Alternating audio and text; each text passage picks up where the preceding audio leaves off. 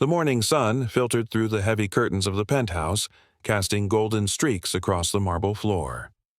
Evelyn Sinclair sat at her vanity, her reflection staring back at her, a woman who had everything: wealth, beauty, a loving husband. Or so the world believed. Her fingers trembled slightly as she applied her lipstick, a shade of deep red, the same color she'd worn on her wedding day. But today wasn't a celebration. Today, she was preparing for her own funeral. Dean. Night it happened played in her mind like a broken record. The dinner, the wine, the way her husband, Daniel, had smiled at her. Too sweet, too practiced. She'd felt the burn in her throat too late, the world spinning as she collapsed onto the cold tiles. The last thing she saw was Daniel's face. Not panicked, not desperate, just watching, waiting. But Evelyn Sinclair wasn't dead. She had woken up in a dimly lit room, her head pounding, her body weak. A familiar voice had cut through the fog. Sophia, her oldest friend, the only person she'd ever truly trusted.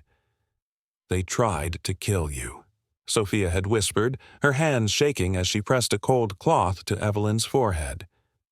Daniel. And her. They want everything. Evelyn had always suspected the affair. The late nights, the secret calls, the way Daniel's phone always seemed to face downward. But she'd never imagined this. Murder. For her fortune. Now, as she adjusted, the black veil over her face, Evelyn's lips curled into a bitter smile. The funeral was today. The world would mourn her. Daniel would play the grieving widower, and she, the mistress, would stand by his side, tears glistening like cheap jewelry. But Evelyn would be there too, watching, waiting. The game had just begun. The funeral procession moved like a slow, mournful river through the cemetery, black-clad figures floating between the gravestones like shadows. Evelyn stood at a distance, hidden behind the thick trunk of an ancient oak, her breath shallow as she watched the scene unfold. The casket, her casket, gleamed under the pale morning light, an obscene display of wealth even in death. Daniel stood at the head of the crowd, his broad shoulders slumped in what the world would see as grief, his hands clasped tightly in front of him. But Evelyn knew better. She could see the tension in his jaw, the way his fingers twitched impatiently, the occasional glance he stole toward the back of the crowd. Following his gaze, Evelyn's stomach twisted. There she was, Lillian, her husband's mistress, dressed in a black lace dress that clung too tightly, her crimson nails tapping against, her thigh as if counting down the seconds until she could leave. The woman's face was a masterpiece of feigned sorrow, lips trembling on cue whenever someone looked her way. But Evelyn had seen that look before, the same one Lillian wore at charity galas when she thought no one was watching. The look of a predator playing prey. A murmur rippled through the crowd as Daniel stepped forward to give his eulogy, his voice cracking with what sounded like raw anguish. "Evelyn was my everything," he said, pressing a hand to his heart, and the crowd sighed in sympathy. Evelyn's nails dug into her palms. How many times had he said those same words to her? On their wedding day, on anniversaries, whispered into her hair after he'd come home smelling of another woman's perfume. Now they were just another performance. She forced herself to keep watching as Daniel's speech ended, as the crowd dispersed, as he lingered by the coffin, not to say goodbye but to exchange a glance with Lillian, a smirk flashing between them so quickly that anyone who wasn't looking for it would have missed it. But Evelyn saw, and in that moment, something inside her hardened. Sophia had warned her not to come, to stay hidden until the plan was in motion, but Evelyn needed to see it for herself, needed to witness the depth of their betrayal before she tore their lives, bored apart. As the last of the mourners drifted away, she finally allowed herself to move, stepping silently toward the fresh grave. The headstone was already in place, her name etched in gold. Evelyn Sinclair, beloved wife, tragically taken. A laugh, bubbled up in her throat, sharp and humorless. They'd even gotten the date wrong. She knelt, brushing her fingers over the cold marble, and whispered, "You should have made sure I was really dead." The days following the funeral were a blur of quiet strategy and calculated restraint. Evelyn moved like a ghost through the city, her new identity, Claire Laurent, a French business consultant, allowing her to slip unnoticed into the spaces where the wealthy and powerful gathered. She wore wigs that transformed her signature raven hair into golden waves or sleek chestnut strands, colored contacts turning her piercing green eyes into unremarkable brown. The first phase of her plan was simple: gather proof. She needed irrefutable evidence of Daniel and Lillian's conspiracy, something that would make their downfall as public and humiliating as possible. Sophia, ever the loyal ally, had already begun digging. A former investigative journalist, she knew how to unearth secrets that others wanted buried. Over encrypted calls and in secluded safe houses, they pieced together the puzzle. Bank records showed suspicious transfers. Large sums moved from Evelyn's offshore accounts into dummy corporations Daniel had set up months before her death. Security footage from their home, which Sophia had discreetly accessed, revealed Lillian slipping into the house late at night, long before Evelyn's poisoning. The most damning evidence, however, came from an unexpected source: Lillian's own vanity. The woman had kept a diary, digitized and locked behind layers of passwords, but Sophia's hacker contact had cracked it open. The entries were chilling. "Daniel says it has to look like an accident. No one can suspect us. Once she's gone, the money is ours, and I won't have to pretend to be his secretary anymore." Evelyn's hands shook as she read the words, not from grief, but from fury. They had planned this for months, discussed her murder over champagne and laughter. She imagined them toasting to her impending death, their glasses clinking as they fantasized about the life they'd steal from her. But they had made one fatal mistake: underestimating her. Meanwhile, Daniel was already moving on. Just 2 weeks. After the funeral, he was spotted at high-end restaurants, his arm draped around Lillian's waist, her laughter too loud, too carefree for a woman supposedly mourning her employer's tragic death. The society pages ate it up, spinning it as a romance born from shared grief. Evelyn scoffed as she read the articles, her lips curling in disgust. The world was so eager to believe the lies of beautiful people. But she would make sure the truth came out, and when it did, it would ruin them. Her first move was subtle, a tip to a gossip columnist about questionable financial activity in Daniel's recent dealings. Then, a carefully planted rumor at a charity gala, whispers that Lillian had been seen arguing with Evelyn just days before her death. The seeds of doubt were sown. Now she just had to wait for them to take root. The city's elite were abuzz, with whispers, though none could pinpoint exactly where the rumors had started. At a high-profile art auction where Daniel and Lillian made their first public appearance as a couple, Evelyn watched from the shadows, disguised as a wealthy Belgian collector. She observed the way Lillian clung to Daniel's arm a little too possessively, how her eyes darted around the room as if searching for threats. They were nervous. Good. Evelyn had orchestrated the evening perfectly. Just as the auctioneer raised his gavel for the final bid on a priceless Monet, a commotion erupted near the back. A reporter, one Sophia had discreetly tipped off, stood and loudly asked, "Mr. Sinclair, can you comment on the allegations that your late wife's fortune was illegally transferred to offshore accounts before her death?" The room fell silent. Daniel's face drained of color. Cameras flashed as he stammered through a denial, but the damage was done. The question hung in the air like smoke, impossible to ignore. Later that night, Evelyn hacked into Daniel's private server, a skill she'd quietly cultivated during her marriage, though he never suspected. What she found made her blood run cold.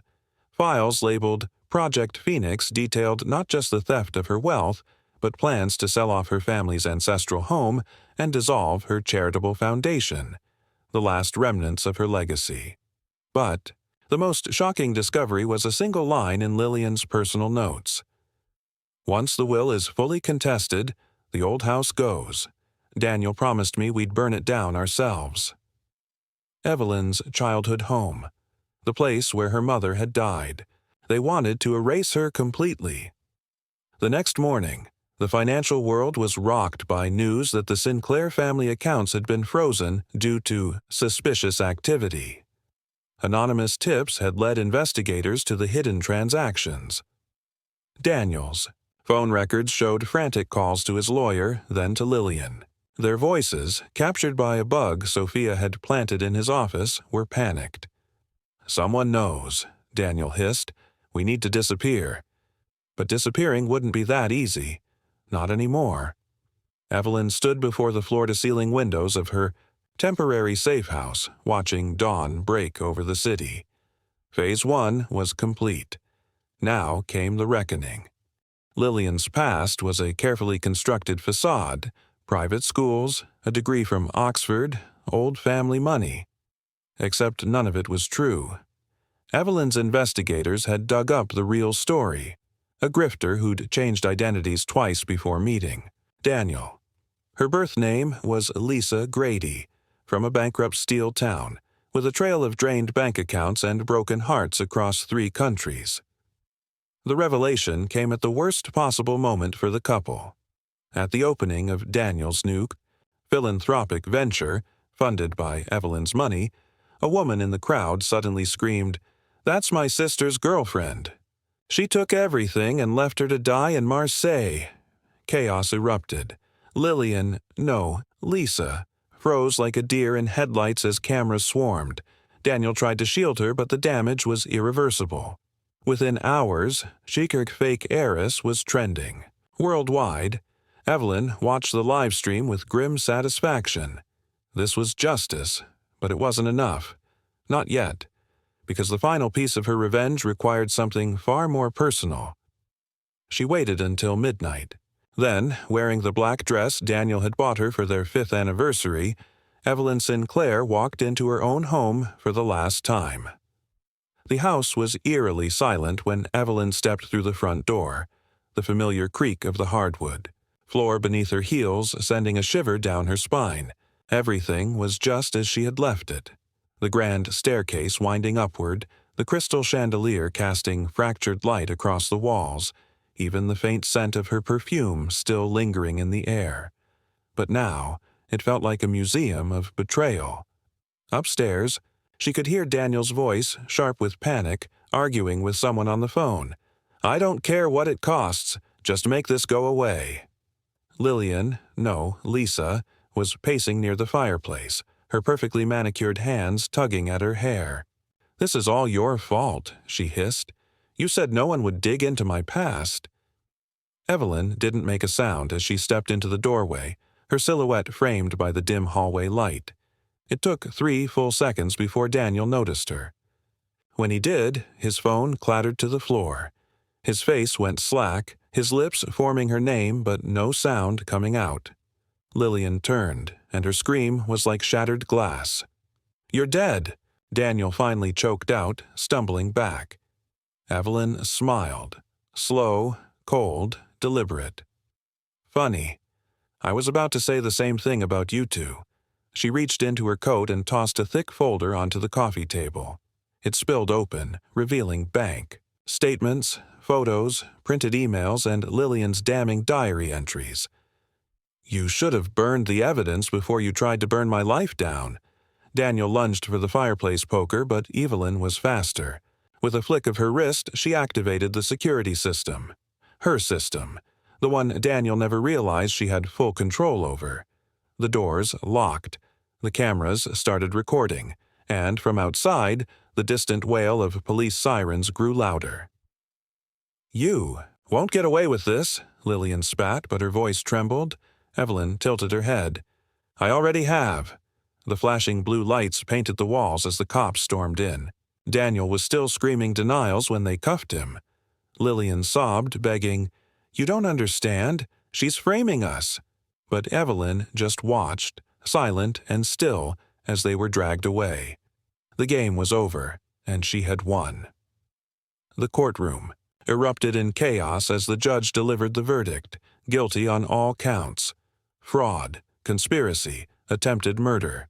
Daniel's expensive lawyer slumped in his seat, while Lillian, now exposed as Lisa Grady, let out a guttural scream that echoed off the marble walls.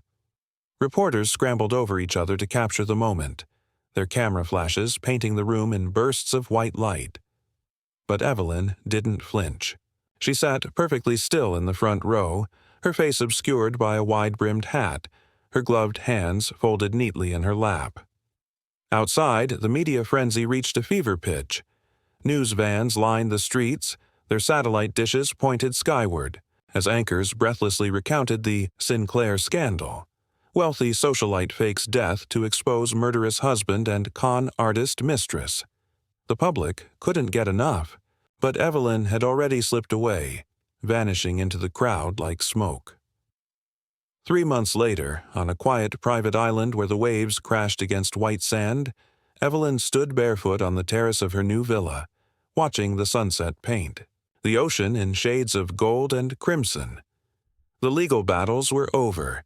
Every penny of her fortune had been reclaimed with interest. Daniel was serving 25 years in a maximum security prison, his reputation in ruins. Lillian, Lisa, had been deported to face separate charges in France. And Evelyn? She was finally free. Sophia joined her, handing over a glass of chilled champagne. "To new beginnings," she said, clinking her glass against Evelyn's. Evelyn took a slow sip, savoring the crisp bubbles on her tongue. "No," she murmured, her lips curving into a smile. "To justice." In the distance, a yacht cut through the waves, its sails billowing in the wind. On board, a crew prepared for an extended voyage, one with no set destination, no schedule, no rules. Evelyn's bags were already packed. The world was vast, and she intended to see all of it. She was no longer the betrayed wife, the victim, the ghost. She was Evelyn Sinclair, reborn. And this time, she answered to no one. Subscribe and press the bell icon so that you never miss the amazing video.